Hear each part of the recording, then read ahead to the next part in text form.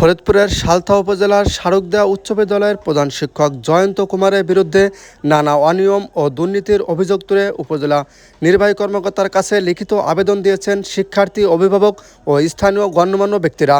মঙ্গলবার দুপুরে সালথা উপজেলার নির্বাহী কর্মকর্তা ও বিদ্যালয় পরিচালনা কমিটির সভাপতির কাছে এ অভিযোগ দাখিল করা হয়। অভিযোগপত্রে প্রধান শিক্ষক জয়ন্ত কুমারের বিরুদ্ধে আর্থিক অনিয়ম, দায়িত্বে অবহেলা, শিক্ষার মান অবনতি এবং ক্ষমতার অপব্যবহারের মতো একাধিক গুরুতর অভিযোগ তুলে ধরা হয়েছে। লিখিত অভিযোগে বলা হয়, প্রধান শিক্ষক জয়ন্ত কুমার বিদ্যালয়ের দায়িত্ব পালন করার পরিবর্তে দীর্ঘদিন ধরে রাজনৈতিক কর্মকাণ্ডে বেশি সময় ব্যয় করেন। অভিযোগকারীদের দাবি, তিনি পাশের বোয়ালমারী উপজেলার দাঁতপুর ইউনিয়ন আওয়ামী লীগের সাংগঠনিক সম্পাদক হওয়ায় সেই প্রভাব খাটিয়ে বিদ্যালয়ে এক ধরনের স্বেচ্ছাচারী পরিবেশ সৃষ্টি করেছেন। অভিযোগে আরও উল্লেখ করা হয়, তিনি প্রায় শিক্ষক ও শিক্ষার্থীদের ভয়ভীতি প্রদর্শন করেন, ফলে বিদ্যালয়ের সহকারী শিক্ষক সহ অন্য কেউ তার বিরুদ্ধে কথা বলতে সাহস পান না। এর প্রভাব পড়ে বিদ্যালয়ের শিক্ষার পরিবেশে। স্থানীয়দের মতে, একসময় এলাকার অন্যতম সুনামধন্য প্রতিষ্ঠান হিসাবে পরিচিত শারুকদা উচ্চ বিদ্যালয়ের শিক্ষার মান দিন দিন নিম্নমুখী হয়ে পড়ছে। অভিযোগকারীরা জানান, প্রধান শিক্ষক দায়িত্ব নেওয়ার পর থেকে বিদ্যালয়ের আয় ব্যয়ের সঠিক মতো হিসাব সংরক্ষণ করা হয়নি। ব্যাংক থেকে উত্তোলিত অর্থের যথাযথ ব্যয়ের কোনো স্বচ্ছতা নেই বলেও অভিযোগ করা হয়েছে। অভিযোগপত্রে উল্লেখ করা হয়, 2025 সালের আগস্ট মাসে বিদ্যালয়ের ব্যাংক হিসাব থেকে বকেয়া বেতন সহ মোট 10 লাখ টাকা উত্তোলন করা হয়।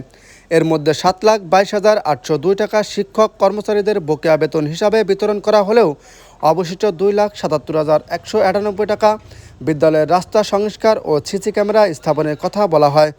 কিন্তু বাস্তবে এসব কাজের কোনো দৃশ্যমান প্রমাণ পাওয়া যায়নি বলে অভিযোগ স্থানীয়দের। এছাড়াও 2024 সালের অডিট বাবদ 2,50,000 টাকা ব্যয় দেখানো হয়েছে, যা একটি মাধ্যমিক বিদ্যালয়ের জন্য অস্বাভাবিক বলে দাবি করছেন অভিযোগকারীরা।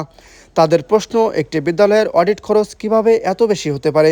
একই বছরে বিজ্ঞানাগারের জন্য বিভিন্ন উপকরণ কেনার কথা বলে 57,000 টাকা উত্তোলন করা হলেও বাস্তবে কোনো সরঞ্জাম কেনা হয়নি বলে অভিযোগে উল্লেখ করা হয়েছে। অভিযোগে আরও বলা হয়, প্রধান শিক্ষক জয়ন্ত কুমার 2024 সালে সাময়িক বরখাস্ত থাকা অবস্থায় বেতন উত্তোলন করেছেন। অভিযোগকারীদের দাবি, সরকারি নিয়ম অনুযায়ী সেই বেতন 3 মাসের মধ্যে উত্তোলন না করায় তা ফেরত যাওয়ার কথা থাকলেও পরে বিদ্যালয়ের তহবিল থেকে তিনি প্রায় 1,80,000 টাকা উত্তোলন করে, যা সম্পূর্ণ বেআইনি। অভিযোগকারীরা আরও জানান, 2021 সালে মাত্র 6 মাস দায়িত্ব পালন করা এক সাবেক সভাপতির ব্যাংক স্বাক্ষর এখনও ব্যবহৃত হচ্ছে, যা প্রশাসনিক নিয়মের পরিপন্থী। এছাড়াও প্রতি বছর এসএসসি পরীক্ষার সময় টেস্ট পরীক্ষার অকৃতকার্য কিছু শিক্ষার্থীদের মোটা অঙ্কের টাকার বিনিময়ে পরীক্ষার অংশগ্রহণের সুযোগ দেওয়ার অভিযোগও রয়েছে। বিদ্যালয়ের শিক্ষক ও অভিভাবকদের দাবি, প্রধান শিক্ষক নিয়মিত বিদ্যালয়ে উপস্থিত থাকেন না। সপ্তাহে মাত্র 2 দিন এসে তিনি পুরো সপ্তাহের হাজিরা দেখিয়ে দেন। এতে করে বিদ্যালয়ে পাঠদান কার্যক্রম মারাত্মকভাবে ব্যাহত হচ্ছে। অভিযোগকারীরা জানান, এর আগে বিভিন্ন সময় শিক্ষা কর্মকর্তার বিষয়টি অবহিত করা হলেও কার্যকর কোনো পদক্ষেপ নেওয়া হয়নি। তবে সব অভিযোগ অস্বীকার করে প্রধান শিক্ষক জয়ন্ত কুমার বলেন, আমার বিরুদ্ধে যে অভিযোগ করা হয়েছে তার বেশিরভাগই ভিত্তিহীন ও উদ্দেশ্য প্রণোদিত।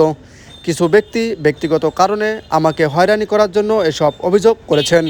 তদন্ত হলে প্রকৃত সত্য বেরিয়ে আসবে। এ বিষয়ে সালথা উপজেলা নির্বাহী কর্মকর্তা মোহাম্মদ সাইফুল ইসলাম বলেন, বিদ্যালয়ের প্রধান শিক্ষকের বিরুদ্ধে একটি লিখিত অভিযোগ পেয়েছি।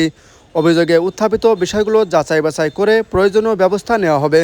অভিযোগের সত্যতা পাওয়া গেলে আইন অনুযায়ী ব্যবস্থাও নেওয়া হবে।